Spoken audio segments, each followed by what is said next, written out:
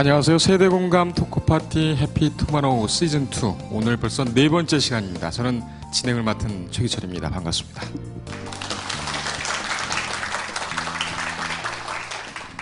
예, 오늘 조간자 신문에 상당히 눈에 띄는 기사가 있었습니다. 60대 취업자 수가 사상 처음으로 20대 취업자 수를 앞질렀다. 상당히 좀 충격적인 그런 보도인데요. 이게 그 청년 실업률이 높아지면서 그런 영향도 있겠지만 고령 사회가 빠르게 진행되면서 노령층이 사회의 새로운 축이 되었다. 이렇게 해석을 할 수도 있겠습니다. 때문에 이제 과거 어른들께서 말씀하시던 건데요. 좀 험하긴 하지만 늙으면 죽어야 된다. 뭐 이런 얘기는 이제는 더 이상 맞지 않는 것 같습니다. 은퇴 후에도 품위 있게 인생 2막을 준비하는 그런 지혜가 필요한 때입니다. 오늘 은퇴 후 재취업 비법 토크파티에서 확실히 알려드리겠습니다. 오늘도 모시기 어려운 두 분 전문가 모셨습니다. 먼저 소개해드릴 분은요. 시니어 비즈니스 전문기업 시니어 파트너즈 김형래 상무십니다. 김 상무님은 증권업계에서 20년 동안 재직을 하면서 이른바 잘나가는 증권맨이었는데 이 시니어 비즈니스 전문기업으로 저걸 옮기면서 현재는 시니어들을 상대로 다양한 강연 활동을 펼치고 계십니다. 오늘은 정년 이후에 무엇을 할까를 주제로 여러분께 강의를 해주시겠습니다. 자, 김형래 상무님 큰 박수로 모셔보겠습니다.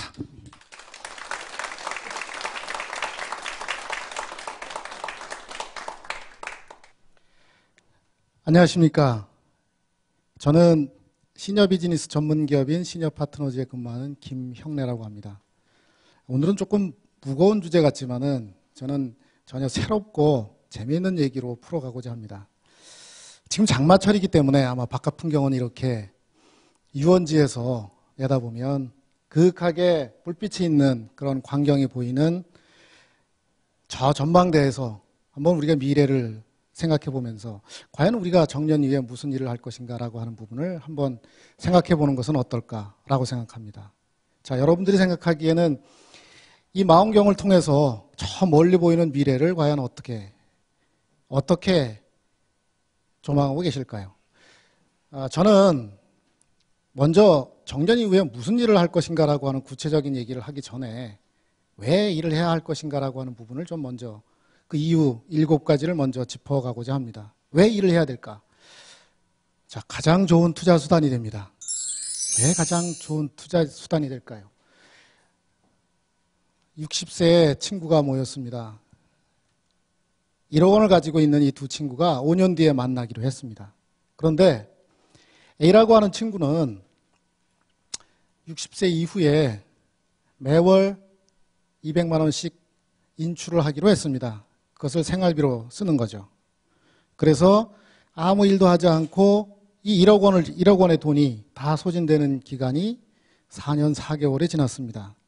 5년 뒤에 친구를 만날 때 이 친구는 돈이 하나도 없는 적자 상태였습니다. 그런데 친구 B는 5년 동안 일을 통해서 생활비를 조달하기로 하고 그리고 5년 뒤에 만났습니다. 그 친구의 돈은 1억 2,763만 원이 됩니다. 이 친구의 돈은 계속 늘었죠.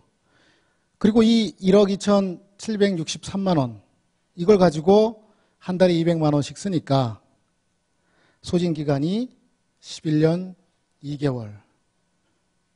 60세가 됐던 친구가 5년 뒤에 만나기로 했는데 그 뒤에 5년 뒤에 친구 A는 행방을 모르는 상황입니다.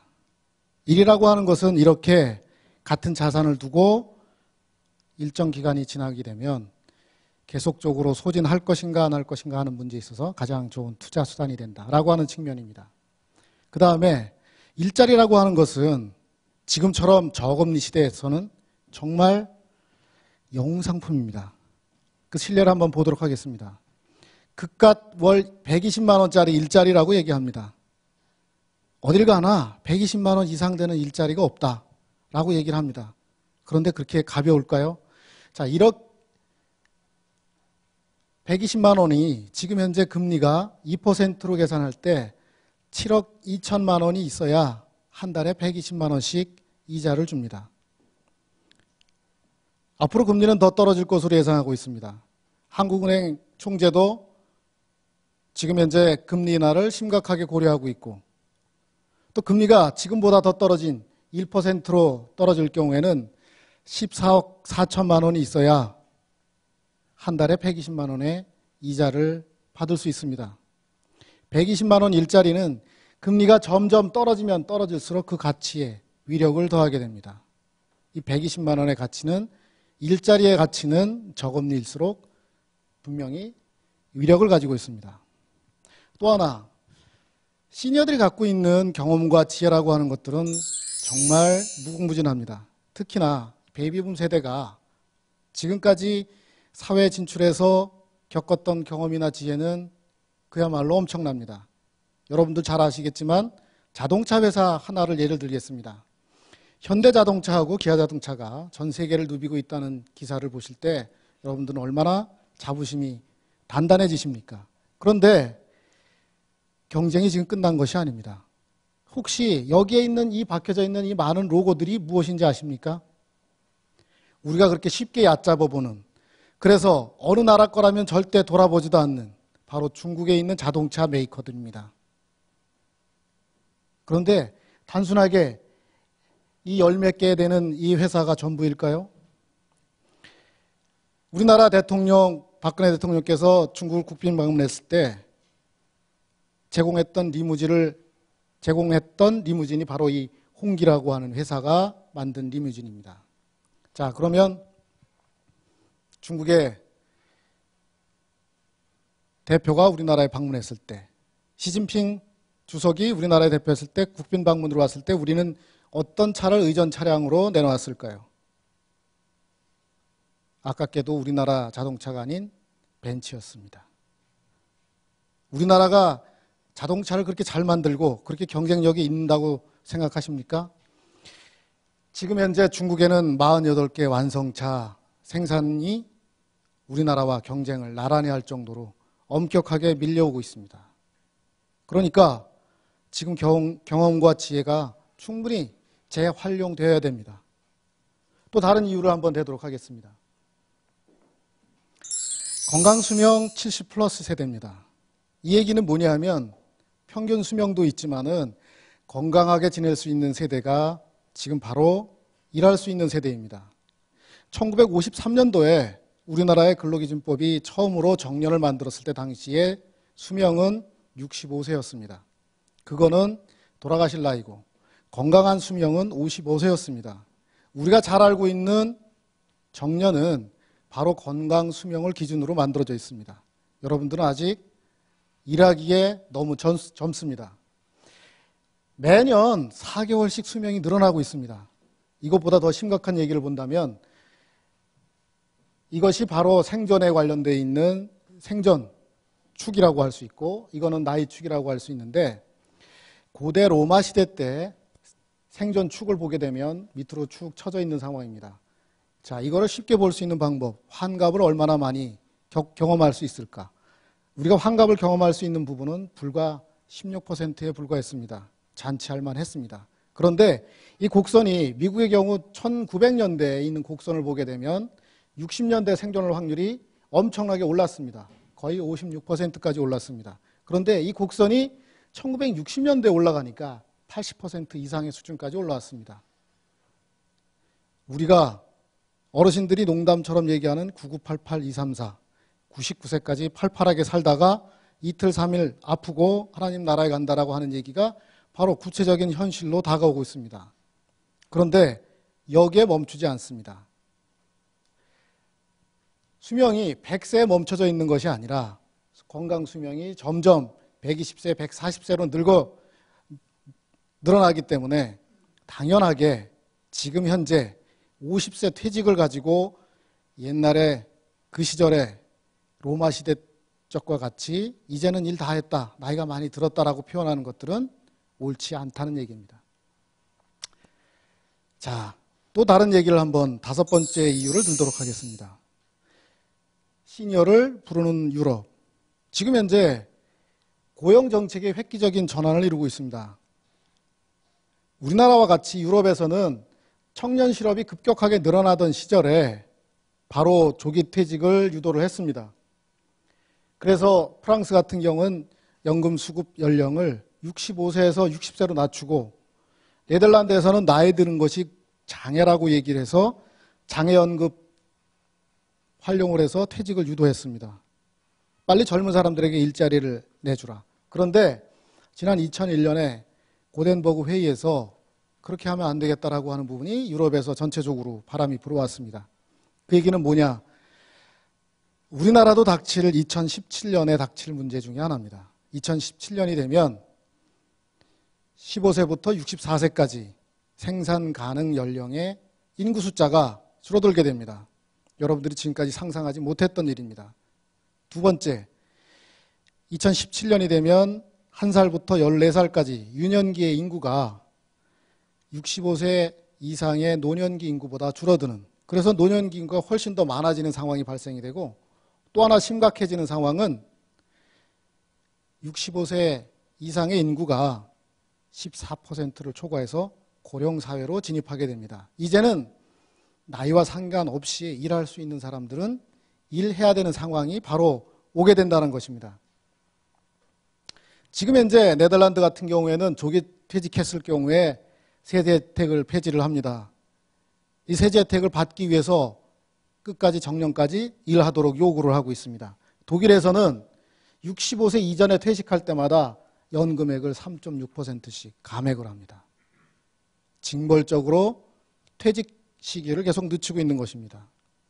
우리나라가 소위 말해서 고령화가 늦게 됐기 때문에 준비할 수 있는 시간이 있고, 이러한 미래적인 상황이 우리한테 닥치는 것을 예상한다면 적어도 일자리에 관련돼서는 계속 일을 해야 되겠다라고 하는 부분으로 가야 된다라고 하는 것이 정설입니다. 그 다음에 6번째입니다. 경력 곡선이 바뀌는 현실을 한번 생각해 봐야 합니다. 지금 현재, 과거에는 전통적인 경력 곡선은 평생 직장 한 번이었습니다. 그래서 33, 40대부터 시작돼서 60대까지 이어지는 소위 일자리에서의 경력 곡선은 하나입니다. 하나의 회사에서 정년을 마치게 되는 겁니다. 그런데 지금은 린다 그레톤이 썼던 더 시프트, 일의 미래라고 하는 책에서 나온 것처럼 수없이 많은 직업이 점철돼서 새로운 직업과 새로운 직업을 얻게 되는 그런 과정으로 바뀌게 된다라고 하는 미래를 예견하고 있습니다. 실제로 저 같은 경우에도 20년 동안 다녔던 증권회사의 직장을 벗어나서 지금 새로운 직장에서 8년째 일을 하고 있습니다. 전혀 다른 직종에서 전혀 다른 역할로 일을 하게 되는, 그래서 몇 번이고 새로운 일을 만나고 또 경험하지 못했던 세상들을 보게 된다는 겁니다. 결코 멈춰서는 안 된다는 것이죠. 자, 그렇다면 이 7가지 이유를 들고 일을 해야 된다라고 하는 부분에 귀결이 됐습니다. 자, 그러면 시니어가 더 잘할 수 있는 일 10가지를 한번 생각해 보겠습니다. 사실 일자리라고 하면 젊은 세대들은 내 자리 일자리 뺏어갔지 않겠는가라고 하는 일자리 갈등부터 먼저 얘기를 합니다. 그런데 저는 여기서 분명하게 말씀드릴 거는 시니어가 더 잘할 수 있는 일자리가 과연 있을까라고 하는 부분들, 그 부분에 대해서 말씀드리고자 합니다. 시니어들은 경험이 젊은 사람들보다 훨씬 많습니다. 두 번째, 지혜가 훨씬 더 높습니다. 과연 경험이라고 하는 것들을 살린다면 어떤 일들을 할 수 있을까요? 자, 취업준비생입니다. 보험회사에 꼭 입사하고 싶습니다. 실제로 근무 경험이 있는 분에게 조언을 듣고 싶습니다. 젊은 분이 컨설턴트가 이 문제에 대한 답을 줄 수 있을까요? 보험회사에 근무했고 경험이 많은 사람만이 할 수 있습니다. 자, 그런데 의외의 답이 나왔습니다. 저는 보험회사에 20년간 근무하고 임원으로 퇴직한 경력자입니다. 무엇이 궁금합니까? 20년 경험한 사람만이 가질 수 있는 경험. 이것은 시니어들. 그러니까 정년 뒤 이후에 보험회사라고 하는 근무처를 떠나서 새로운 일을 하고 계신 그분을 만나게 되는 겁니다. 바로 이것이 커리어 멘토라고 하는 새로운 직업입니다. 바로 우리가 얘기하는 이 커리어 멘토라고 하는 부분들은 취업 현장에서 경험했던 것들을 가지고 직접 생생하게 경험을 전달할 수 있는 새로운 일자리입니다. 자, 이게 젊은이들하고 일자리가 경합이 되는 겁니까? 절대로 그렇지 않습니다. 다음 번을 보도록 하겠습니다. 집에 틀에 박혀 있는 청소년, 보통 오닥구나 히키꼬모리라고 얘기를 하죠. 그 다음에 인간관계에 피로를 느끼는 분, 마음의 격려를 필요로 하는 분, 그들에게 이야기를 경청하고 진심을 담아 대화하고 응대하는 마음 케어 전문가가 필요합니다. 그것을 겪어보지 못한 사람들은 도움이 되는 얘기를 전혀 할 수 없습니다. 제가 이거를 연재하고 있는 조선닷컴에다 매력적인 정신대화사라고 하는 직업이라고 하는 칼럼을 썼습니다. 제가 조선닷컴에 200여 차례의 칼럼을 쓰고 있는데 여기에서도 크게 반향을 일으켰던 부분들 중에 하나입니다. 지금 현재 정신대화사라고 하는 일본에서는 정식 직업으로 채택이 돼서 활동을 하고 있습니다. 또 다른 부분 한번 볼까요? 좀 험악한 얘기입니다. 차라리 이혼합시다. 그래요, 이혼해요. 사실 이혼이라고 하는 문제가 낳는 부분들은 옛날 대가족 사회에서 경험하지 못했던 새로운 얘기거리들을 낳게 됩니다. 자, 이럴 때 이렇게 불쌍한 아이가 등장하게 됩니다. 이 아이는 누가? 요새는 서로들 이 아이들을 밀어냅니다. 양육권을 서로 주장하기 위해서 싸우는 경우도 있지만 오히려 제2의 결혼을 위해서 이 아이가 불편한 경우가 생기기도 하죠. 이 아이는 어떻게 합니까? 법원에서 정하거나 사회 제도적으로 통제할 수 없는 범위 내에 있어서 이 아이를 잘 사회인으로서 양육할 수 있도록 준비해주는 그런 일자리가 바로 필요하겠죠. 바로 이것이 양육 코디네이터입니다. 우리나라에는 아직까지 정착되지 않은 직업인데 이것도 결국 아이를 키워본 사람이 있고 어린이의 아픔을 충분히 공감할 수 있는 사람이 할 수 있는, 그래서 시니어의 경험이 필요한, 경험을 활용할 수 있는 직업이라고 할 수 있겠습니다. 자, 이분은 가눌 수 없는 슬픔에 잠겨져 있습니다. 대가족 제도가 있을 때는 이렇게 탄생과 죽음에 대한 경험들이 워낙 많았기 때문에 이런 것들을 겪고 넘어가는 일들은 그렇게 대수롭지 않은 일이었는데 지금은 심각한 일이 아닐 수 없습니다. 태어날 때 엄마, 아빠, 할머니, 할아버지는 본 적도 없고 그리고 만난 적도 없는데 엄마, 아빠가 돌아가셨을 때 정말 예를 들기에 죄송하지만 오늘이 세월호 참사 100일째 되는 날인데 단 2세대 가족, 그 중에서 자식이 세상을 떠나거나 부모님이 돌아갔을 때 남아있는 사람들은 이 슬픔을 어떻게 견뎌낼 것입니까? 이것들을 감당해낼 수 있는 분, 바로 사별극복 상담사라고 합니다. 슬픔을 줄여주는 사람. 이것도 인생에 있어서 슬픔을 충분히 극복해 줄 만큼의 경험이 있지 않으면 여기서 그것을 만들어줄 수 없습니다.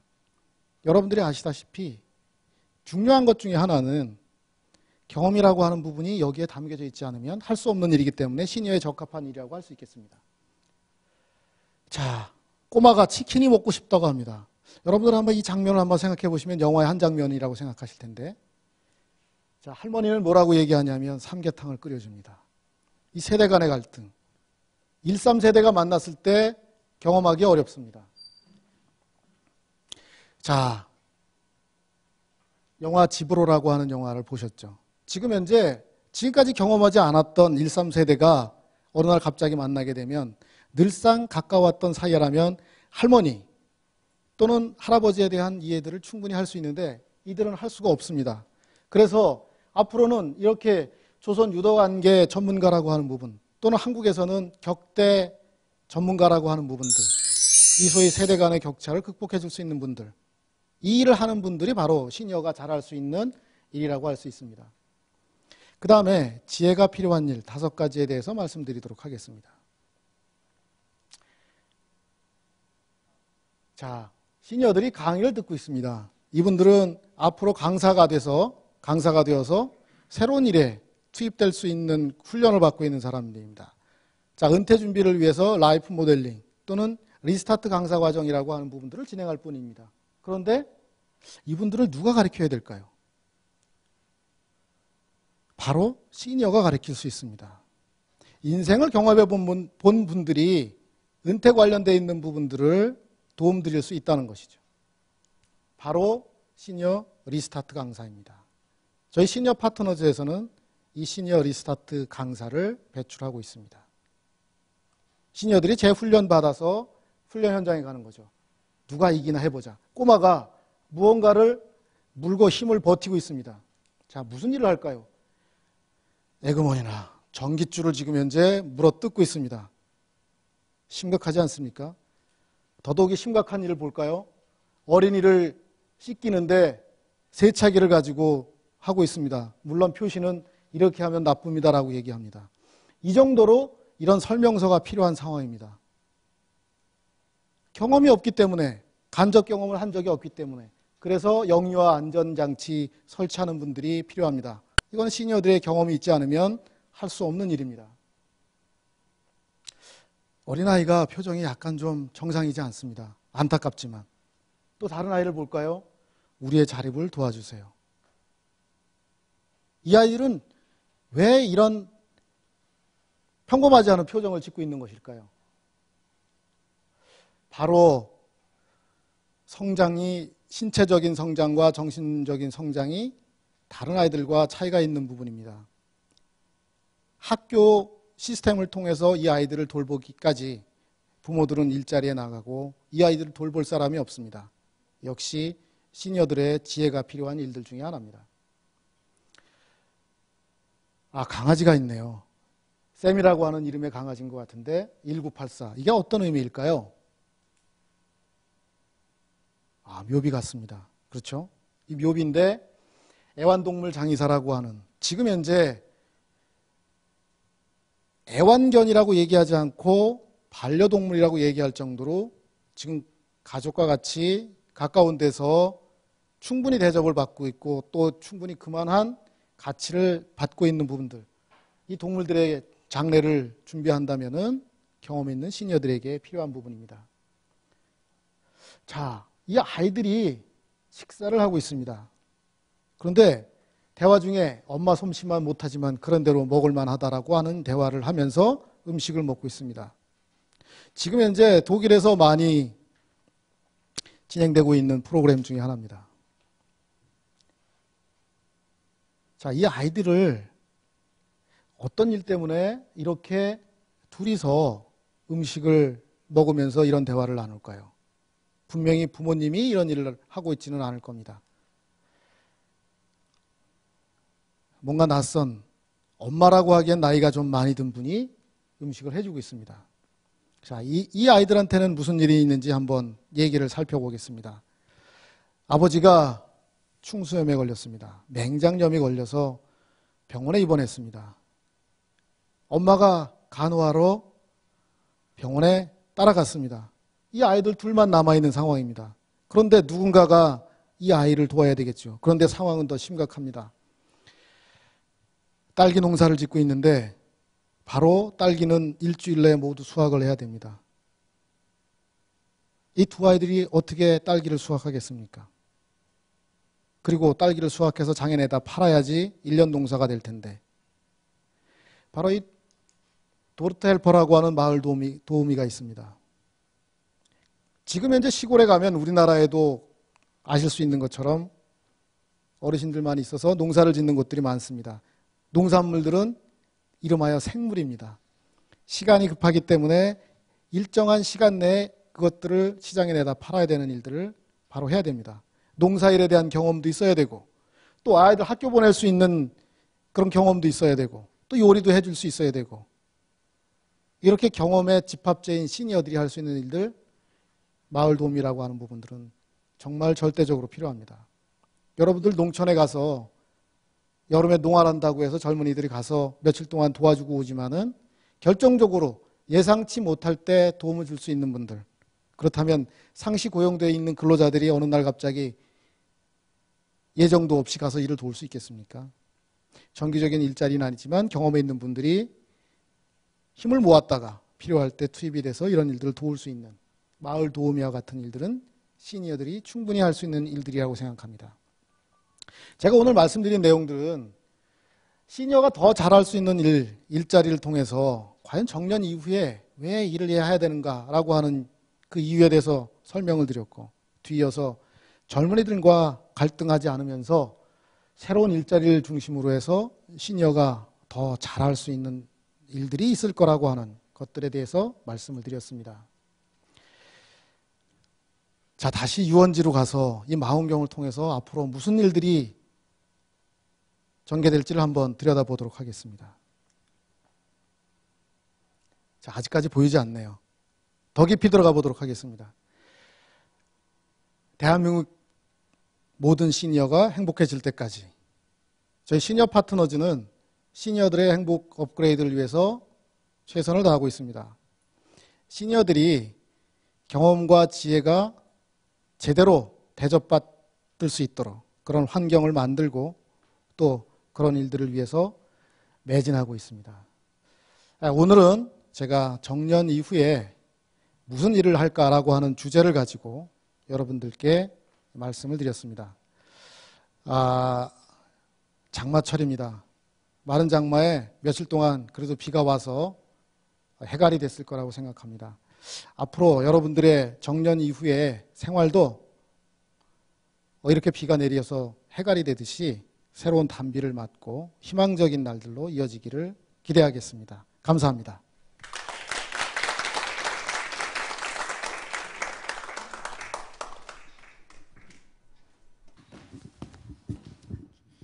예, 김영매 상무님의 강연을 들어봤습니다. 그 은퇴 후에 그 경영과 지혜를 살려서 그 시니어들이 할 수 있는 일이 상당히 많군요. 그리고 또 이게 전문적으로 또 사회에 도움이 될 수 있는 그런 일들도 상당히 많다는 것을 알아봤습니다. 김영래 상무님 그 강연을 들으니까 그 프랑스의 작가죠, 베르나르 베르베르의 소설에 있었던 그런 문구가 떠오릅니다. 노인이 한 명이 죽는 것은 큰 도서관이 하나 불타는 것 같다. 이런 얘기가 있습니다. 역시 지혜와 경험, 이것은 상당히 참 쌓기가 어려운 것이죠. 그만큼 또 시니어가 또 자신감을 가져야 될 그런 부분이 아닌가 이렇게 또 생각이 됩니다. 지금 이제 강연이 진행되는 동안에 상당히 좀 눈을 빛내면서 궁금하신 점들이 많으신 분들이 좀 있으셨던 것 같습니다. 특히 오늘은 재취업을 또 준비를 하시려고 하는 그런 연령대에 계신 분들이 특히 많으신 것 같은데요.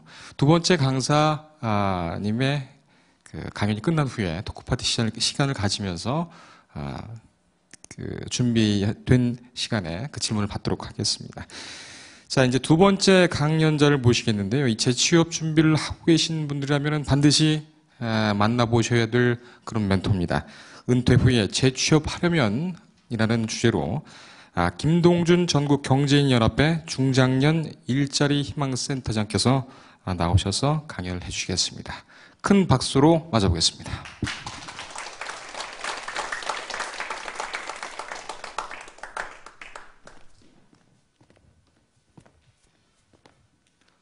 안녕하십니까, 김동준입니다.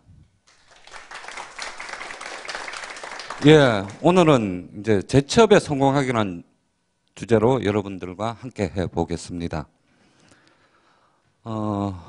여러분들은 지금 그 1977년도에 개봉한 메가더라는 영화의 포스터를 보고 계십니다.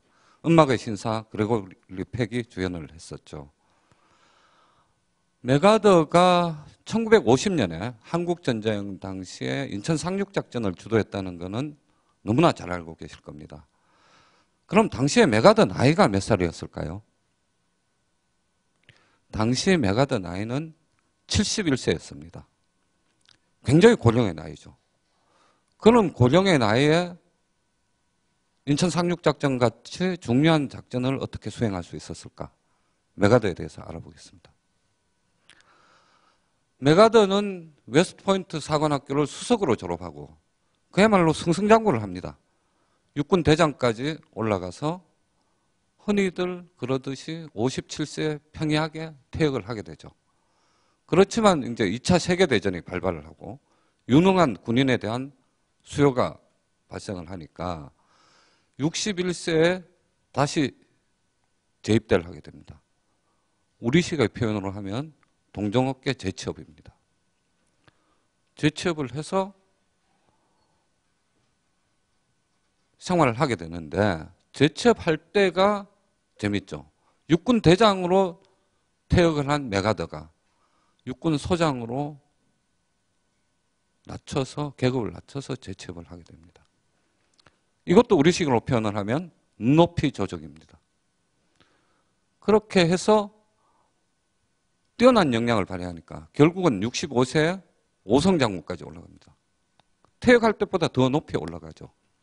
그리고 72세까지 아주 역량 있는 그런 군 생활을 하다가 72세에 완전히 퇴역을 하게 됩니다. 자, 메가더의 얘기를 왜 드리나 하면 제가 많은 중장년들을 만나서 얘기를 해보면 재취업을 하는데 가장 걸림돌이 뭐냐? 그놈의 나이다. 나이 때문에 이게 재취업이 안 된다.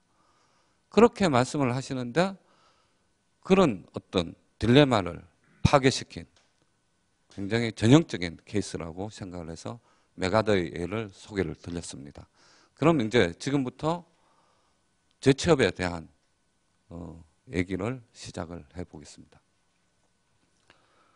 재취업을 하기 전에 우리가 먼저 이제 몇 가지 알아봐야 될 사항이 있는데요.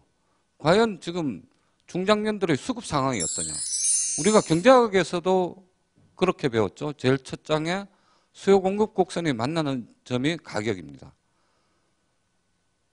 그러면은 내가 재취업을 해야 되는데 내 몸값이 어떻게 결정될 것이며 과연 재취업이 얼마만큼 용이할 것이냐? 수급 상황을 빼놓고는 얘기를 할 수가 없습니다.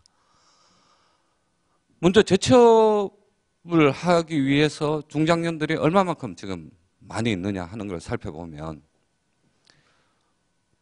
우리가 50대의 지금 세대를 베이비 부머라고 얘기를 합니다. 1955년에서 63년생까지를 얘기하죠. 전체 인구가 712만 명이고 전 인구의 14.6%에 다다릅니다.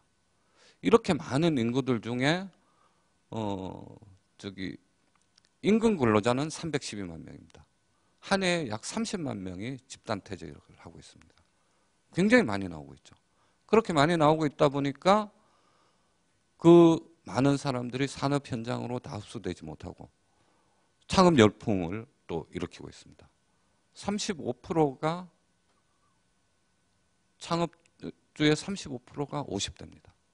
그리고 현직의 헤드헌터들한테 얘기를 들어보면 퇴직 임원들의 이력서가 한 3배 정도 더 늘었답니다. 굉장히 이제 뭐 구조조정이라든지 이런 걸로 이제 많이 나오고 있고. 그 다음에 정부에서도 이런 상황들을 그대로 두고 볼 수 없다. 그러니 뭔가 중장년을 지원하는 시책을 펴자. 그렇게 해서 지금 서울에 7개, 지방에 21개 해서 전국적으로 28개의 중장년 일자리 센터를 지금 운영하고 있습니다. 그런 적은 굉장히 바람직한 얘기지만 어쨌든 한마디로 하면은 중장년들이 굉장히 많이 쏟아져 나오고 있다. 자, 그러면 이어서 수요는 어떤가? 수요를 살펴보겠습니다. 국내 유명 포털 사이트를 대상으로 조사를 해보니 전체 취업 공고 중에 10년 이상 경력자를 뽑는 채용 공고는 1.7%였습니다. 100개 중에 2건이 안 된다는 얘기죠. 굉장히 적은 숫자입니다. 아까 말씀드렸다시피 많이 쏟아져 나오고 적게 뽑고 있는 게 현실입니다. 예, 두 번째로 중소기업 임금 수준에 대해서 알아보겠습니다. 중소기업 임금 수준은 꼭 짚고 넘어가야 될 게 대부분의 재취업하시는 분들을 보면은 대기업으로 재취업하시는 경우는 거의 없습니다. 중소기업으로 재취업을 하는 게 일반적이기 때문에 중소기업 임금 수준을 한번 살펴보겠습니다. 대기업 임금 수준을 100이라고 했을 때 중소기업 임금 수준은 50, 즉 절반 수준입니다. 그럼 또 어떤 분은 이렇게 얘기를 하실 겁니다. 왜 중소기업은 이렇게 임금을 적게 주는 거야? 그런데 중소기업도 할 말이 있죠. 대기업의 생산성을 100이라고 했을 때 중소기업의 생산성은 그의 3분의 1 정도에도 못 미치고 있는 현실입니다. 그거는 여러 가지가 이유가 있겠죠. 인적 인프라에다가 뭐 설비, 규제, 뭐 여러 가지 문제들이 있겠습니다만 어쨌든 중소기업은 생산성이 안 나오는데 임금을 높여줄 수 없는 그런 딜레마가 있습니다. 자, 세 번째, 재취업하기 전에 내 상품 가치를 알아볼 필요가 있습니다. 자, 제가 그래프를 하나 준비했는데요.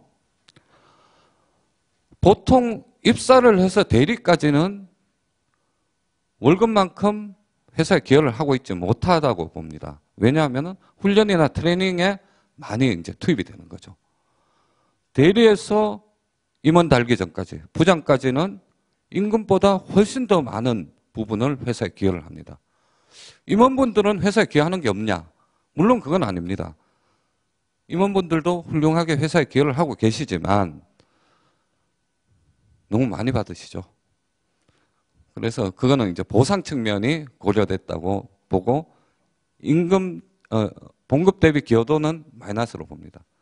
그런데 대부분의 이제 분들이 고참부장, 저 빨간 선에 있는 고참부장 선에서 퇴직을 하시게 됩니다.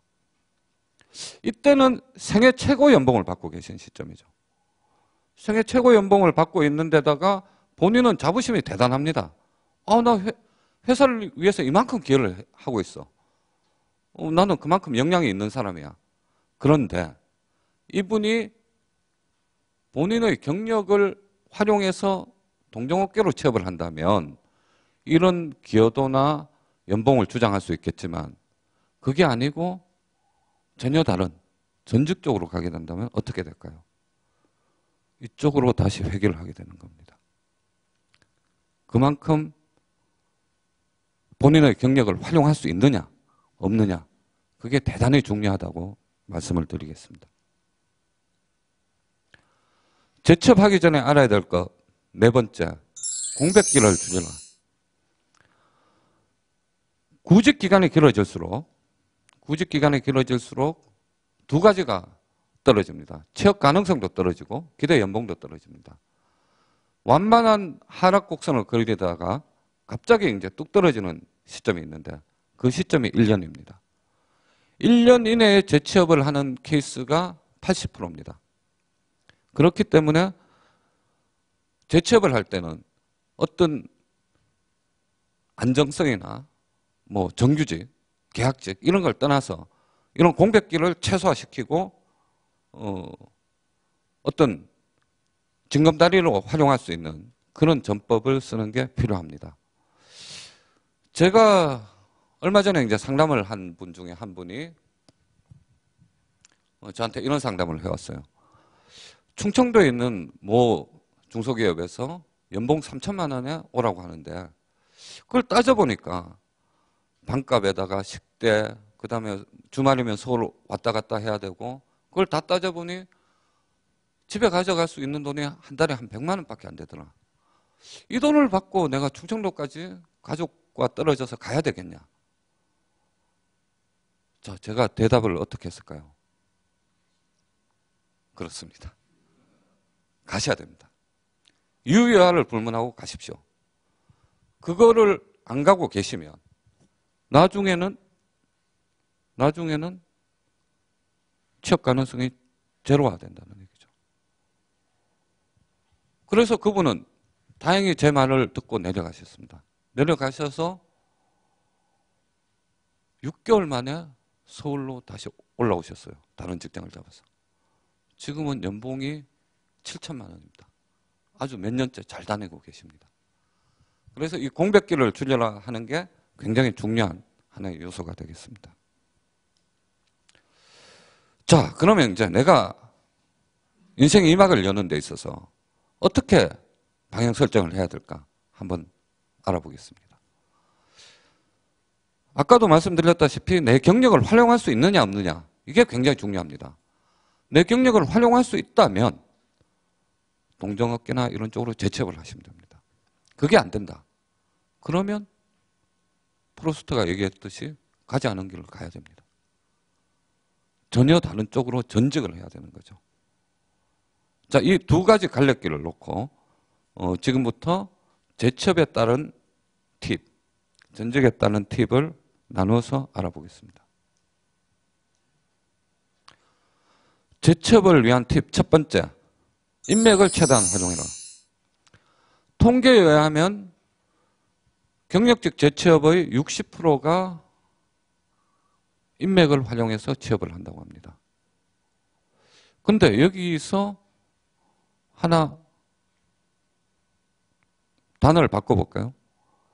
20년 이상 고경력직 퇴직자의 갈로프로는 진을 통해 이루어진다고 하면은 그 갈로 안의 숫자가 60보다 올라갈까요? 내려갈까요? 당연히 올라갈 겁니다. 그래서 지금 중장년들이 재취업을 하는 데 있어서 인맥 활용의 중요성은 굉장히 커집니다. 제가 상담을 하거나 교육을 할 때 많은 구직자분들이 이런 얘기를 합니다. 그런 얘기를 입 아프게 왜 하시냐. 인맥 활용 얘기 안 해도 당연히 해봤다. 그런 분들 중에 인맥 활용 충분히 하신 분 한 분도 못 봤습니다. 머릿속에 떠오르는 서너 사람한테 전화를 하고 연락을 하는 게 끝입니다. 그건 인맥 활용이 되는 게 아닙니다. 그럼 어떻게 해야 되냐? 명함집을 꺼내놓고 카테고리별로 본인의 전 직장, 거래선, 지인, 친구 카테고리별로 모든 사람들을 리스트업해야 됩니다. 그래서 본인의 상황을 알려야 됩니다. 제가 왜 이렇게 말씀을 드리나 하면 고기가 잘 잡히는 포인트가 있으면 그 포인트에다가 낚싯대를 들이면 됩니다. 근데 안타깝게도 재취업 시장은 포인트가 없어요. 굉장히 힘든 게 사실입니다. 포인트가 없을 때는 어떻게 하나? 그물을 여러 군데 놔야 됩니다. 최대한 이력서도 100군데 이상 쓰셔야 됩니다. 자, 인맥 활용 굉장히 중요한 요소입니다. 자, 재취업을 위한 팁 두 번째, 히든 잡을 찾아라. 아까 말씀드렸다시피 포털 사이트를 보니 10년 이상 경력직 뽑는 경우가 100건에 2건이 안 되더라. 그러면은 포털 사이트에서 뭐가 나오는 게 없다. 히든 잡을 찾아야 됩니다. 예를 들면 내가 해외 무역 쪽에 경력이 있는 사람인데 코트라 사이트를 들어가 보지 않아요. 건설 쪽에 경험자인데 건설 채용 전문 사이트를 들어가 보지 않습니다. 그래가지고는 잡을 찾을 수가 없습니다. 히든 잡을 찾기 위해서는 본인의 경력과 관련 있는 사이트, 또 다양한 카페 이런 것들을 확인을 하셔야 됩니다. 보시다시피 민간 잡포털 사이트들이 있고요. 그 다음에 중장년에 특화된 노동부에서 하는 희망넷, 또 저희 정경련 중장년 일자리 희망센터 등등 다양한 사이트들이 있습니다. 온라인 카페들도 있죠. 인사정에 가보는 실무 카페 같은 경우는 중소기업 인사 담당자 10만 명 이상이 가입된 우리나라 최대의 사이트입니다. 이런 쪽의 채용 정보, 그 다음에 링크나우 같은 인맥 네트워크 사이트의 채용 정보. 링크나우에는 헤드헌터들 800명이 활동을 하고 있고 중소기업 인사 담당자 1600명이 활동을 하고 있는 사이트입니다. 이런 사이트들을 확인을 해보실 것을 권유드리고요. 재취업을 위한 팁 세 번째. 역시 기본에 충실해야 됩니다. 여러분들이 인사 담당자와 만나는 첫 번째 관문이 입사 지원 서류입니다. 입사 지원 서류는 우리가 이력서, 자기소개서, 경력기술서, 업무계획서 이렇게 네 가지를 얘기할 수 있겠습니다만 이력서는 칸만 메꾸면 됩니다. 별로 주의사항이 없습니다. 자기소개서, 중장년들은 자기소개서를 특별한 요청이 없으면 안 적으셔도 됩니다. 왜냐하면 자기소개서는 경력이 없는 청년들을 위해서 청년들의 어떤 자질을 판단하기 위해서 만들어진 것이지 중장년들은 경력이나 역량 중심으로 가기 때문에 자기소개서가 필요가 없다는 얘기고요. 경력 기술서가 가장 중요한 내용이 되겠습니다. 그 다음에 이제 업무계획서.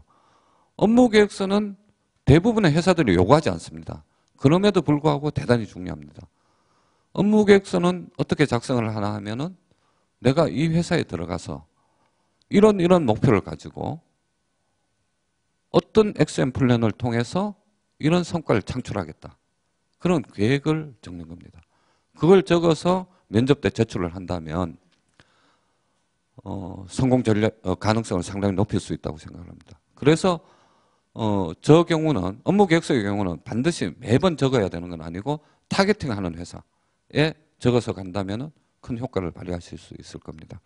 여기서는 가장 중요한 경력기술서에 대해서 잠깐 알아보겠습니다.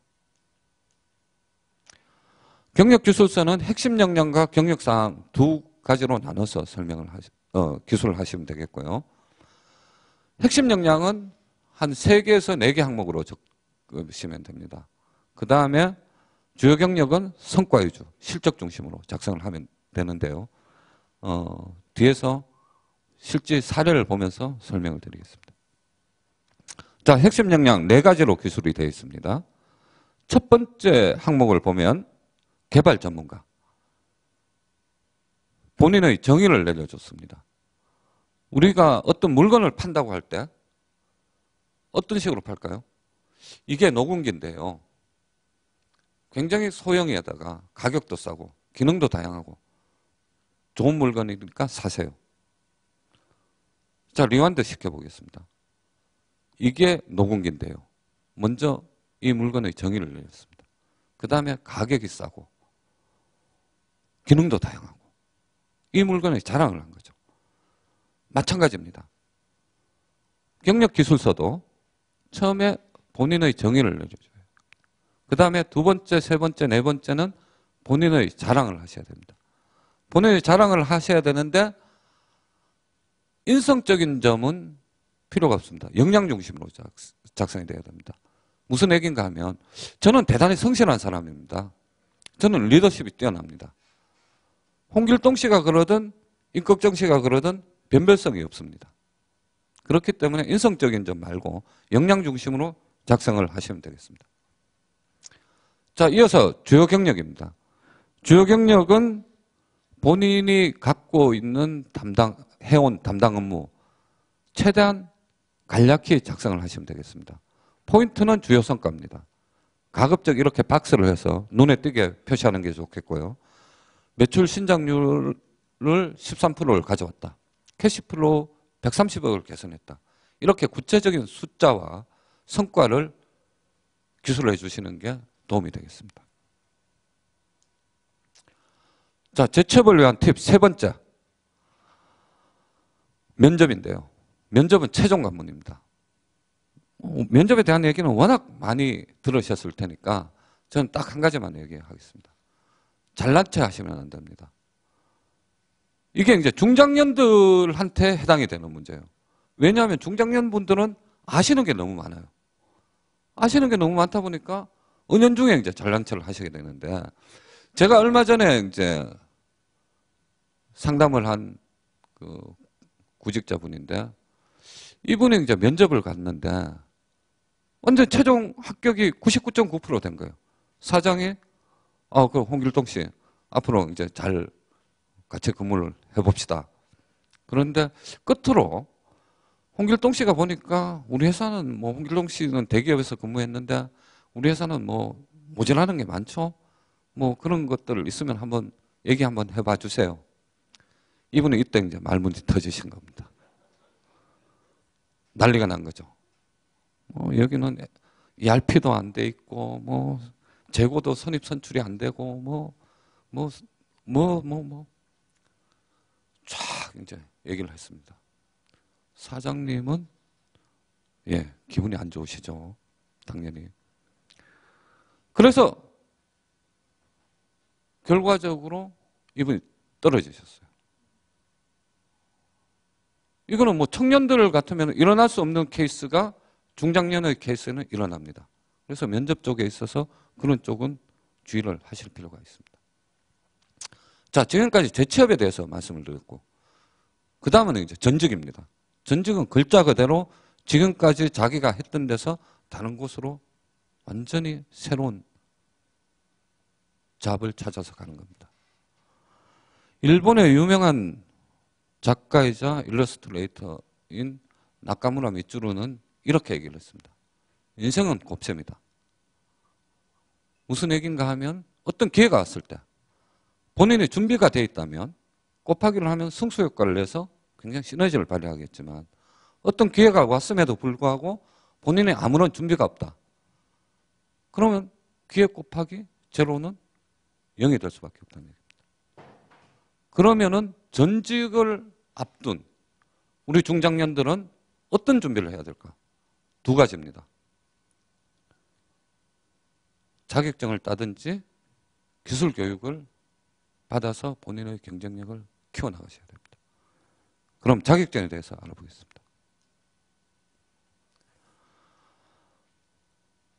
자격증을 따기 위해서 여러분들이 고려하셔야 될 사항이 두 가지가 있습니다. 첫 번째는 국가공인 자격증을 따셔야 됩니다. 민간 자격증은 아무래도 취업 연계성이 현저히 떨어집니다. 두 번째, 취업 연계성이 높은 자격증을 따셔야 됩니다. 취미로 자격증을 따는 게 아니기 때문에 그런 자격증을 따셔야 되는데, 그럼 그런 자격증의 정보를 어디서 알 수 있느냐? 한국산업인력공단에서 운영하고 있는 큐넷 사이트에 가보면 시험 정보라든지 그 자격증을 땄을 때 우대사항, 진로 이런 데 대한 다양한 정보들이 나와 있습니다. 시니어한테 유망한 직업을 한 두어 가지 말씀을 드린다면, 먼저 직업상담사를 얘기할 수 있겠습니다. 왜 직업상담사냐? 직업상담사는 남들의 진로를 결정해주고 직업에 대해서 어떤 방향성을 제시를 해줘야 됩니다. 그런 사람이 본인의 경력이 충분치 못하고 그냥 자격증만 따고 직장 경험이 없는 직업상담사, 아무래도 한계가 있을 수밖에 없습니다. 그래서 경력이 풍부한 중장년들이 직업상담사를 딴다면은 충분히 바람직한 역할을 할 수 있다고 생각을 하고, 지금 또 고령화 사회입니다. 고령화 사회가 되면서 사회복지사에 대한 그런 어떤 각광도 틀림없이 있을 것이라고 생각을 합니다. 자, 자격증에 이어서 그러면 두 번째, 내게 맞는 기술 교육으로 경쟁력을 찾자. 전직의 경우에는 뭐 본인 경력이 활용 불가능하니까 어쨌든 스펙을 쌓아야 됩니다. 자, 그럼 기술 교육 어떤 게 있나? 한국 폴리텍 대학의 다양한 베이비 부머 재취업 과정이 있습니다. 또 중장년 취업 아카데미, 지자체인 서울시 기술교육원에서 하는 여러 가지 단기 과정들, 뭐 조경 관리라든지 실내 인테리어, 뭐 다양한 과정들이 개설되어 있고, 또 이런 과정들은 전부 다 무료로 진행이 되고 있습니다. 그렇기 때문에 여러분들이 이런 정보들을 확인하셔가지고 본인한테 맞는 교육을 받으시고 경쟁력을 갖춰 나가시기를 바라겠습니다. 예, 재취업을 하기 위해서 여러분에게 꼭 드리고 싶은 말씀이 있습니다.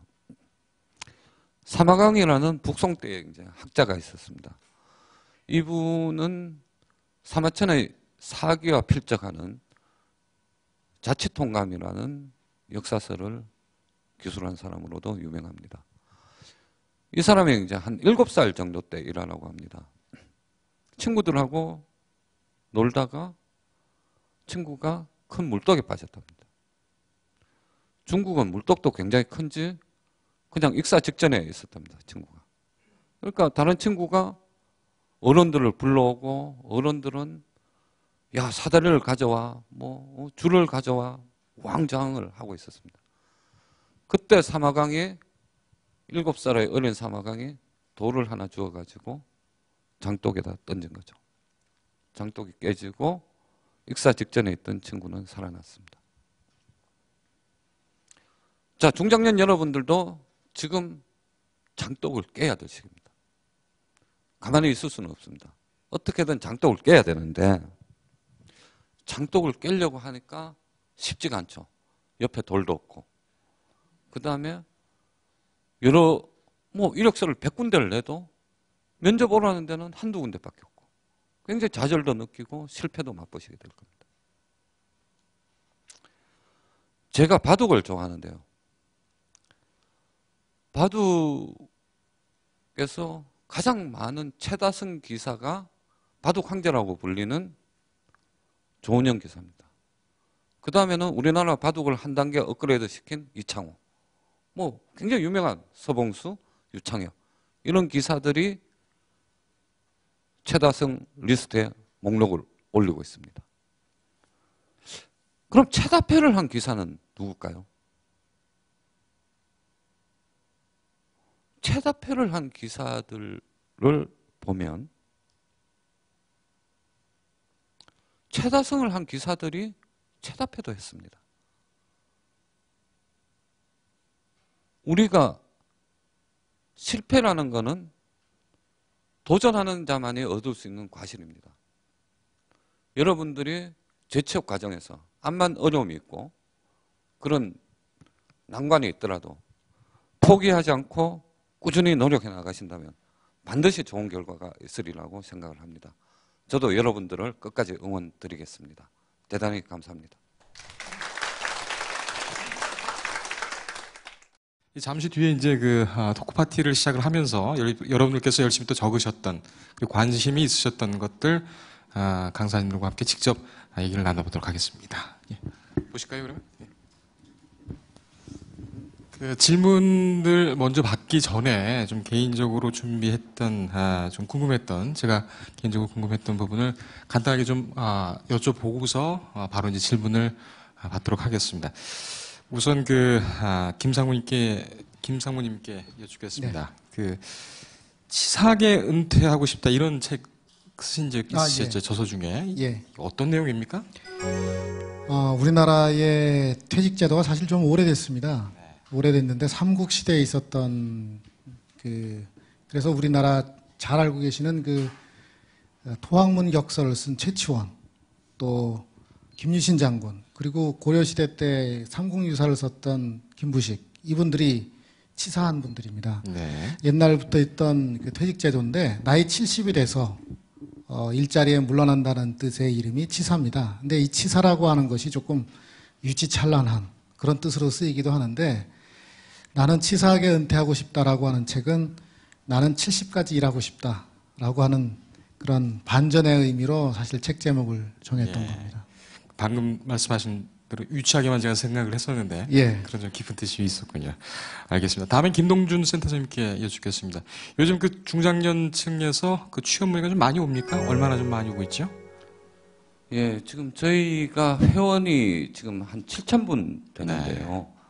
예, 뭐 계속 저희가 지금 이 사업을 시작한 지가 4년 차에 이르는데 네. 계속 상승 곡선을 그리고 있습니다. 취업자들은. 그래서 한 해 지금 늘어나는 속도는 한 회원 수가 한 해 한 5,000명 정도 그렇게 늘어나고 있는데, 저희 정경련 외에도 중장년 일자리 희망센터가 강의 중에도 말씀드렸다시피 전국에 28개소가 있고 지금 회원들이 10만 명에 가깝습니다. 네. 계속 지금 중장년 구직자들은 늘어나고 있다, 이렇게 말씀드릴 수 있겠습니다. 가장 중장년층에서 취업 활동을 하면서 애로사항이 뭐라고들 합니까? 예, 강의 중에도 말씀드렸다시피 나이라고들 말씀을 하시죠. 예. 그러고 이제 어떤 구직자분이 저한테 이제 그런 말씀을 하셨어요.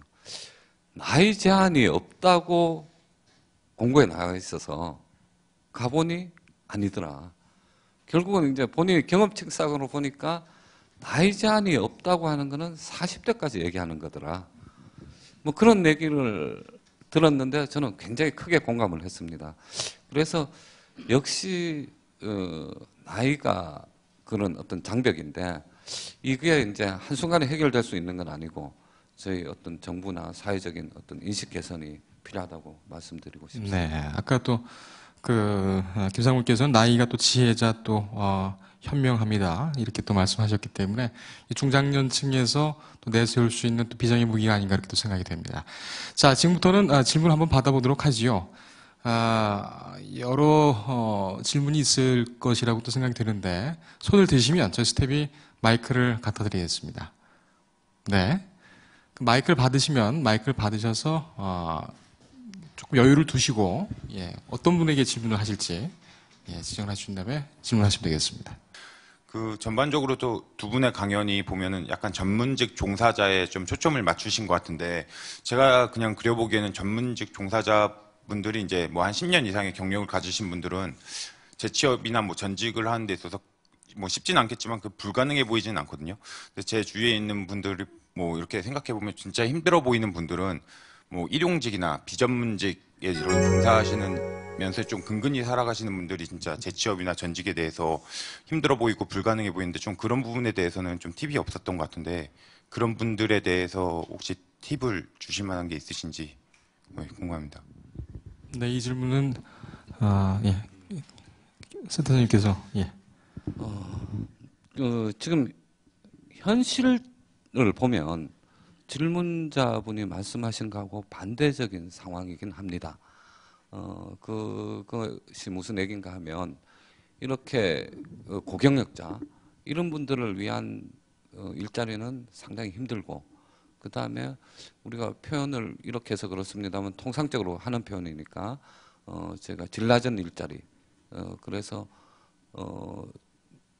단순 일용직이나 뭐 경비, 주차관리원 이런 쪽에 단순 노무직 쪽은 굉장히 50대, 60대 취업률이 높습니다. 그리고 굉장히 늘어나고 있고 이제 그런 상황이고 문제가 되는 것은 이제 고경력자이지만 화이트 칼라들 이런 쪽이 사실 사회적인 문제가 되고 있는 것은 현실입니다만 질문자께서 말씀을 하신 거는 어쨌든 그런 고경력자가 아닌 분들을 위한 재취업 팁이 있겠느냐는 얘기인데 사실 이제 그런 분들은 지금 고용노동부에서 하고 있는 그런 어떤 그 여러 가지 제도들이 많습니다. 취업 패키지 사업이라든지 그 다음에 고용노동부 각 지청에 가시면은 그런 취업 알선이 활발히 이루어지고 있기 때문에 뭐 제가 말씀드린 것처럼 뭐 여기에서 이력서, 경력기술서 그런 게 별로 필요치 않은 그런 직종에 계신 분들이니까 그런 어떤 정부기관, 그런 고용지원센터 이런 데를 적극 활용하신다면 그런 분들은 조기에 취업을 하실 수 있을 것이라고 생각을 합니다. 네, 그 김상무님께서도 예, 첨언을 하실 부분 있으시죠? 지금 현재 그 나이가 들면 일할 능력이 없다라고 이렇게 판단하시는 경우들이 사실 그 채용 담당하시는 분들이 많이 있으신데 94년도에 핀란드의 일마렌이라고 하는 교수가 작업 능력 지수라고 하는 것을 개발을 했습니다. 그래서 Work Ability Index라고 하는 건데요. 나이가 들면 과연 일을 못할까라고 하는 부분들을 가지고 현실적으로 측정한 지표입니다. 우리나라에서는 그 부경대학교 연구팀이 이걸 조사를 했는데 기계산업, 그 다음에 조선산업, 그리고 사무직으로 근무하는 그때 당시 아마 주택공사 직원들 대상으로 해서 조사를 했는데 20대부터 55세까지 나이대별로 과연 어떤 지수가 나올지 어떤 지표가 나올지를 봤습니다. 그런데 특이한 현상 중에 하나가 사무 직종에 계신 분들은 나이가 지날수록 경험과 지혜가 늘어서 작업 능력 지수에서는 가장 최고치를 퇴직할 때 얻었습니다. 그렇다면 소위 말해서 체력을 많이 필요로 하는 기계산업이나 조선산업에 있는 분들은 어땠을까? 그분들도 역시 경험이 늘었기 때문에 체력이 떨어지는 부분을 보완할 수 있는 부분들이 많이 커버가 됐다는 겁니다. 저는 아까 그 연령들이 건강하게 계속 나이가 그 수명이 연장되는 그런 시점을 볼 때 이 관행적으로 과거에 경험했던 50대와 지금 현재 50대는 다르다라고 하는 부분들을 기업에서 채용할 때 충분히 활용하고 적용하는 게 필요하다라고 이렇게 생각을 합니다. 네. 역시 계속 가면서 어떤 직종이든 충분히 한창 일할 수 있을 때 많은 지식과 경험을 쌓아두는 것이 나중에 최종적인 경쟁력이 되겠다. 이렇게 정리가 될 수가 있겠군요. 예, 다음 질문 받아보겠습니다. 김영래 상무님께 여쭤보고 싶은데요. 아까 이제 뭐 10가지 이야기를 하시면서 이제 들어보면 아직까지 근데 국내에선 좀 생소한 직업들을 많이 이야기를 하셨는데 이제 해외에서 특히 선진국에서 많이 이제 도입이 되고 있는 직업인 것 같은데요. 그렇다면 한국에서도 뭐 조만간 그런 직업들이 좀 많이 확산이 될 거라고 보고 계시는 것 같은데요. 혹시 뭐 구체적으로 한 언제쯤이면 그런 직업들이 국내에서도 좀 적용이 될 거다 이런 말씀을 좀 해주실 수 있을지 궁금합니다. 네, 올해 고용노동부를 주관으로 해서 해외 유망한 직업 관련돼서 50개를 중점적으로 육성하겠다라고 하는 부분이 이제 나와 있습니다. 뭐 정부 부처가 고용노동부뿐만 아니라 뭐 미래창조과학부, 보건복지부 뭐 어떤 부서나 다 관계없이 중장년들의 일자리 창출 관련돼서 관심을 갖고 있고요. 또 이제 특히나 이 새로운 일자리 관련돼 있는 부분들은 지금 현재는 없지만 같이 힘을 합해서 만들어 나가야 되는 부분이라고 저희는 생각하고 있고요. 아까 말씀드린 것들 중에서 실제로 2개, 그러니까 커리어 멘토 강사라든가 그다음에 시니어 리스타트 강사 같은 경우에는 저희 시니어 파트너즈에서 민간으로 자격을 만들어서 이 과정들을 지금 현재 운영을 하고 있고, 소득의 전부를 대체할 수는 없지만 이분들이 이 자존감을 갖고 또 일할 수 있는 그런 여건들을 만들기 위해서 노력하는 부분들이 많이 있습니다. 그리고 일자리 관련돼 있는 분들 그 외에 이제 정부가 추진하려고 하는 그 중점적으로 아까 말씀드린 그런 일자리 같은 경우에는 각 부분별로 그 자격 과정이라든가 또는 그 교육 과정들을 통해서 만들어가고 있고, 제가 생각하기엔 뭐 올해나 내년부터는 일자리 관련돼 있는 부분들이 이제 창출이 되지 않을까 생각합니다. 그런데 이제 문제는 수요가 사회적인 인식이라든가 이런 것들이 확산이 되고 실제적으로 수요 있는 데까지는 다소 좀 시간이 소요되지 않을까 이렇게 생각합니다. 네. 충분한 시장 조사도 또 있어야 되겠고요. 또 외국의 예도 봐서 부작용이라든지 또 발전 방향을 엄히 또 면밀히 살펴서 신중하게 또 도입을 해야 되겠다 이런 또 생각이 듭니다. 다음 질문 받겠습니다. 네. 네, 김동준 텐트사님께 여쭤보겠습니다. 지금 4년 정도 이제 중장년 일자리 센터를 운영하고 계신데요. 이렇게 하시다 보면은 이제 기존 우리 젊은 세대들도 마찬가지로 그 중장년 분들도 소위 얘기하는 이제 취업 재수생, 삼수생이 발생하고 있다라고 얘기를 들었습니다. 이제 그 부분에 대해서는 어떻게 대처를 하고 그 방안을 강구하고 계신지 좀 여쭤보고 싶었습니다. 예, 아까 강의 중에도 말씀드렸다시피 그 중장년들의 경우에는 너무 이제 회사를 골라서는 안 된다는 말씀을 꼭 드리고 싶습니다. 이제 말씀드렸다시피 공백기가 길어지게 되면 취업 가능성이 점점 떨어지게 되죠. 우리가 실질적으로 채용 기업들이 오래 쉰 사람들을 뽑기 좋아하는 사람들은 아무 데도 없는 것 같습니다. 자, 그러면은 이런 상황을 이제 방지하자고 하면 제가 이제 얘기하는 게 징검다리 전법인데요. 반드시 이 처음부터 정규직이다. 뭐 그다음에 이런 말씀들을 많이 하세요. 이제 마지막 직장을 갈 건데 내가 적어도 한 5년 정도는 근무해야 되지 않겠냐. 내가 마지막 불꽃을 피우고 싶다. 이제 이런 말씀들을 하시는데 저는 그런 말씀에 동의를 하지 않죠. 왜냐하면은 그게 본인이 역량을 발휘해서 자연스럽게 5년으로 이어져야지 처음부터 이제 어떤 기회가 안 그래도 많지 않은 기회에 이것 따지고 저것 따지고 해가지고는 제대로 된 직장을 잡기가 어렵다. 그래서 공백기를 줄이기보다는 공백기를 최소화하고 조금 마음에 안 들더라도 일단 취업을 해서 재차 기회를 노려라. 그 말씀을 꼭 드리고 싶습니다. 저희도 그런 쪽으로 컨설팅을 해드리고 지원을 하고 있습니다. 무엇보다도 현실적으로 그 상황을 바라봐야 된다는 그런 말씀으로 이해가 됩니다. 제가 한번 또 질문을 좀 드려보지요. 그 연장되는 질문인지도 모르겠습니다만 아무리 이렇게 노력을 하고 또 치열하게 또 준비를 한다고 해도 또 면접에 떨어지고 그러다 보면 뭐 패배감이라든가 그다음에 또 과거에 또 화려한 경력이 있으셨던 분들 같은 경우는 모멸감 이런 어떤 정신적인 그런 스트레스가 상당할 것 같습니다. 이럴 때는 어떻게 해야 될까요? 예, 제가 강조하는 얘기 중에 하나가 치과에서 벗어나랍니다. 이제 중장년들이 방금 말씀하신 것처럼 어떤 그런 퇴직 이후에 갈 데도 없고 친구 사무실에 가는 것도 하루 이틀이고 도서관 가서 책 보는 것도 하루 이틀이지 이거 뭐 아니다는 얘기죠. 그러다 보면은 친구 모임을 가려고 해도 또 용돈도 없고 그러다 보니까 점점 이제 자신이 치과를 하게 됩니다. 집에서 나오지 않게 되고 뭐 그다음에 뭐 늦잠 자고 밤늦게 TV 보고 그런 생활들을 하다 보면 또 부부 사이도 안 좋아지죠. 이런 경우를 너무 흔히 볼 수 있습니다. 그래서 치과에서 벗어나라. 그럼 방법이 뭐냐? 방법이 뭐냐?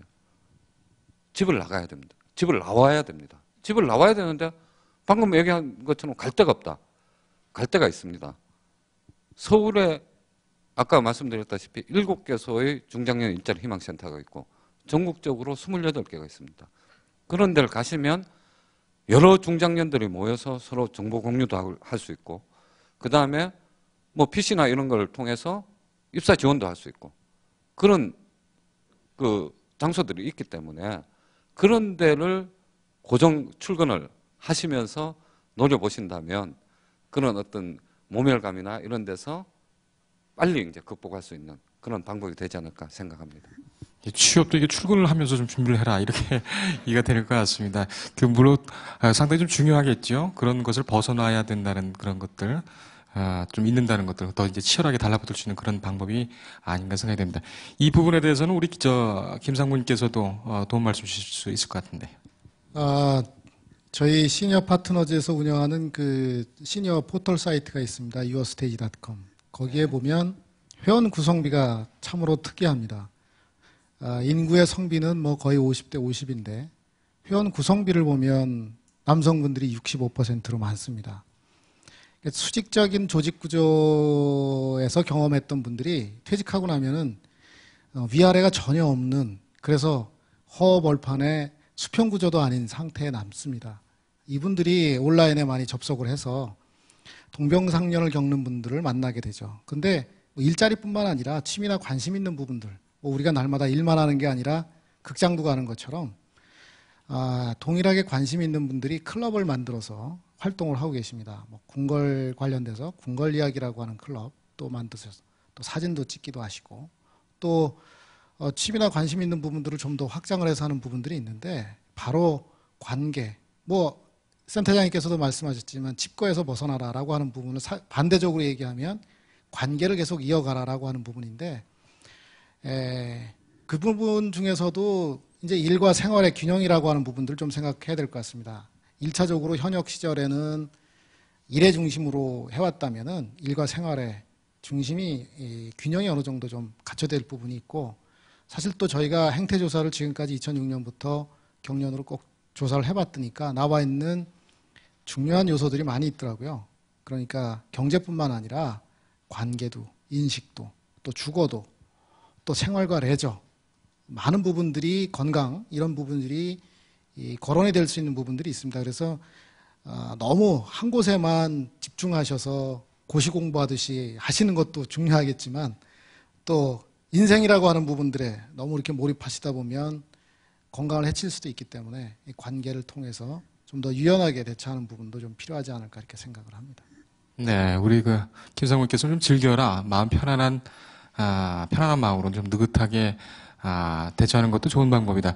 근데 지금 우리 김 소장님과 김상무님의 공통적인 조언은 여기 사람을 자꾸 만나라는 얘기인 것 같습니다. 그죠?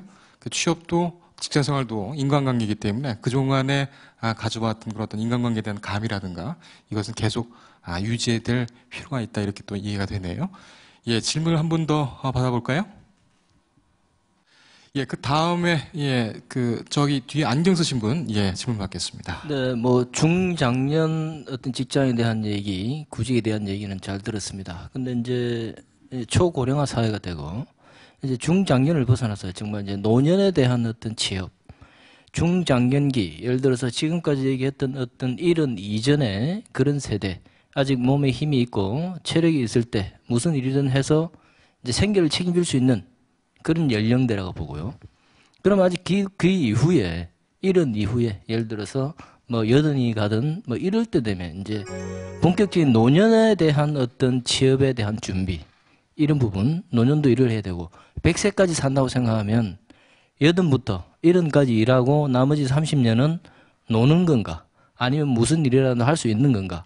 이에 대한 어떤 준비, 그럼 이제 정경련이든 시니어 파트너스든 그런 부분에 대한 어떤 계획이나 이런 것이 있는지, 또 실제로 지금 뭐 여든 이후에 나이 드신 분들이 뭐 일거리를 찾는다 그러면 어떤 것이 있을 수 있을지, 이런 부분에 대해서 뭐 좀 계획이 있으시다거나 뭐 준비된 뭐 플랜을 가지고 연구를 하고 계신 부분이 있으시다면 좀 들려주시면 좋겠습니다. 예, 이 부분은 이 정책 부분이기 때문에 두 분께서 모두 다 답변을 해주셔야 되겠는데요. 예, 김상무님부터 예, 답변 듣겠습니다. 네, 그 부분 제가 먼저 말씀을 드리도록 하겠습니다. 보통 이제 중장년이라고 하면 이 중장년이 이 2012년 11월 달에 이 용어가 장년이라고 하는 용어로 통일이 됐습니다. 그래서 55세부터 64세까지를 장년이라고 얘기하고요. 그다음에 이제 노인복지법에 따라서 65세 이상을 이제 노인이라고 얘기합니다. 그러니까 말씀하신 대로 이제 보면 지금 현재 법제화되어 있는 부분들, 뭐 이게 노인이냐 아니냐라고 하는 논쟁보다도 이제 연령으로 구분해서 본다면은 이후에 있는 부분들을 좀 생각해 보는데, 사실 지금 현재 우리나라의 그 노인들의 생계는 그 폐휴지가 하고 있다. 폐지 줍는 일을 통해서 하고 있다라고 할 정도로 지금 현재 일자리라든가 기회들은 상당히 열악합니다. 또 그 체력이라든가 또 하시는 일의 전문성이라든가 이런 부분들에 따라서는 상당히 제한적으로 일자리에 있는 게 현실입니다. 근데 저희가 좀 그 시야를 조금 넓혀서 뭐 해외 사례를 얘기하면 꼭 그것이 우리나라하고 관계없는 거라고 얘기하실 수도 있겠지만 100세 넘어서 현역으로 변호사를 하시는 분도 계시고요. 또 월마트에서 일하시는 분도 계시고 또 연주가로 일하시는 분도 계시고 또 우리나라에서 활동을 못하고 중국에 가서 지금 활동하고 계신 구당 김남수 선생님인가요? 그분이 1915년생이세요. 물론 이제 그분같이 전문직으로 일하시는 분들에게는 기회가 있겠지만 제가 아까 말씀드린 내용들하고 이렇게 연관을 줘 본다면은 저희가 이제 과거에 경험했던 나이, 그러니까 환갑이라든가 진갑이라든가 하는 부분보다도 그분이 얼마만큼 체력과 경험과 지혜를 활용할 수 있는 부분의 수준인가라고 하는 부분이 가름할 수 있을 거라고 생각하고, 아까 말씀드린 것처럼 새로운 직종에서 경험과 지혜를 활용하는 부분들의 일자리를 계속 만들어내는 노력으로 우리가 그 일자리를 계속 창출해 나가야지, 그렇지 않으면 정말 앞으로도 10년 뒤에 65세 이상의 일자리를 폐유지가 감당하는 것들처럼 비극적인 일은 없을 거라고 저는 이렇게 생각을 합니다. 네, 우리 센터장님. 예, 질문 중에 가장 어려운 질문인 것 같습니다. 지금 우리나라 지금 세대들이 주된 직장에서 이제 퇴직하는 연령이 53세입니다.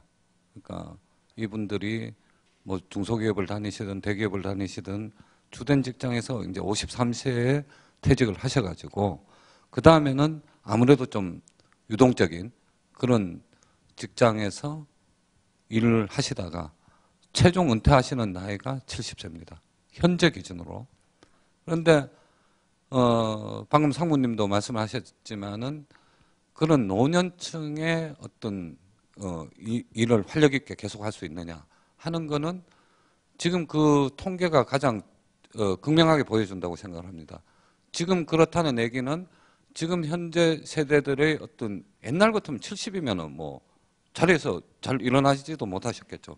그런데 70세에 은퇴하는 게 지금 일반적이라 하면 지금 현재 체력적으로나 그런 것들이 그렇게 지금 프레임이 짜져 있다는 얘기죠. 질문자께서 말씀하신 것처럼 80세 이후에도 그런 게 필요하지 않겠나 하는 거는 저는 그런 준비들은 돼 나가야 되겠습니다만 자연스럽게 그런 어떤 우리의 건강 수준이나 사회인식들이 바뀌어지면서 지금 70까지 일하시고 계신 분들이 자연스럽게 80까지 이어지고 사실 새로운 직업군을 만들어낸다는 것은 쉬운 게 아닙니다. 사회인식이 바뀌면서 지금 일하고 있는 그런 일자리에서 노년층들을 더 많이 흡수해 주는 것이 저는 그 바람직한 길이고, 그런 것들은 사회인식이 바뀌면서 자연스럽게 개선이 돼 나갈 수 있다고 생각을 합니다. 현재 정책적으로 80세 이상의 노년층을 대상으로 한 별도의 뭐 그런 플랜이나 그런 것들은 사실상 뭐 현재로서는 없는 게 사실이라고 이제 말씀을 드리겠습니다. 네, 그 나이가 많이 드신 분 같은 경우에는 이제 노인복지와도 또 관계가 있는 부분이기 때문에 또 국가와 사회가 함께 또 나서야 될 그런 부분이 아닌가 싶습니다. 지금 상당히 좀 밤이 깊었는데요. 이렇게 깊은 밤까지 집중력을 잃지 않고 여러 좋은 말씀 해주신 두 분 전문가님들 그리고 시청자 여러분과 또 방청해주신 여러분들께 대단히 감사를 드립니다. 해피투마로우 다음 시간은 이제 5번째 시간입니다. 그때는 이제 귀농과 귀촌 상당히 좀 낭만적인 부분이 아닌가 하는데 상당히 또 어려운 난제들이 많이 있습니다. 이 주제를 가지고 다음 달에 여러분들 5번째 시간에 다시 한번 찾아뵙겠습니다. 그 순우리말 중에 보면 문실문실이라는 말이 있습니다. 나무나풀이 거침없이 막 자라는 그런 표현인데요. 지금이 딱 그런 때죠. 8월, 7월. 여러분들, 방청객 여러분, 또 시청자 여러분들께서도 하시는 모든 일이 문실문실 일어나시기를 바라겠습니다. 오늘 해피투마로우 준비한 시간은 여기까지입니다. 감사합니다.